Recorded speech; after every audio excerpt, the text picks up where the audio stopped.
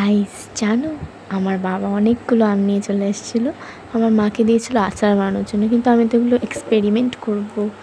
তো মা এখানে কেটে রেখে দিয়েছিল, এগুলো নিয়ে সোজা ছাদে চলে যাব।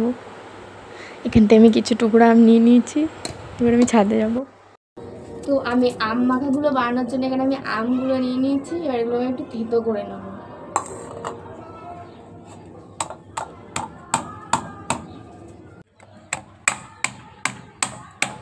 যা আম তো উড়ে যাচ্ছে।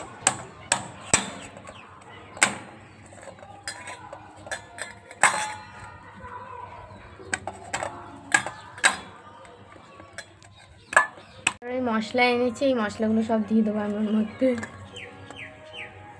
ফার্স্টে লঙ্কাটাকে একটু দিয়ে দেবো,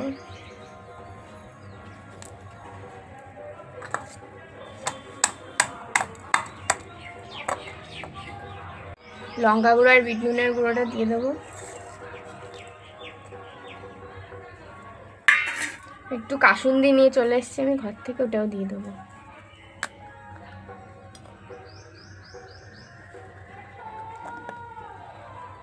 মিক্স করব।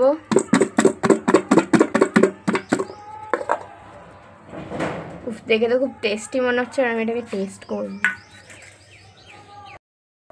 দেখি তো বেশ ভালোই লাগছে, আমার স্মেলটাও ভালো আসছে।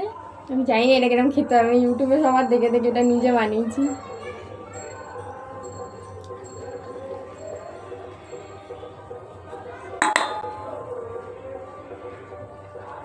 লোন আমার মাকেই ফেরত দিতে, আমি এই খেতে পারবো, আমি কোনো মতে খেতে পারবো না। মা 2000 years later হ্যাঁ কি হয়েছে? আমি মনে হয় নিয়ে এসেছিলাম খাওয়া বলে, তুমি এগুলো নিয়ে নাও, তুমি খেয়ে নাও। তুই তো ভালো জিনিস বানিয়েছিস রে, টেস্ট করে দেখি আমি। দেখো এগুলোকে স্কুলেতে বানিয়ে দিত রে, এত প্লিজ কি বানিয়েছিস তুই এটা? তুই এটা পুরোটা খাবি তারপর উঠবি। আমার আচার বানানোর আমগুলো এনে তুই নষ্ট করেছিস। কয়েকটা তো নিয়েছি, তুই খাবি এটা পুরোটা, তবে উঠবি আজকে। তুমি খেয়ে না, আচারে দিয়ে দেবে। এরকম আচারে দেওয়া যায় না, ধুয়ে না এরকম ধুয়ে দেওয়া যায় না, পুরোটা খাবি তুই তারপর উঠবি। নাহলে আজ রাত্রিরে খেতে দেবো না। দাঁড়া তোর বাবাকে বলছি আমি।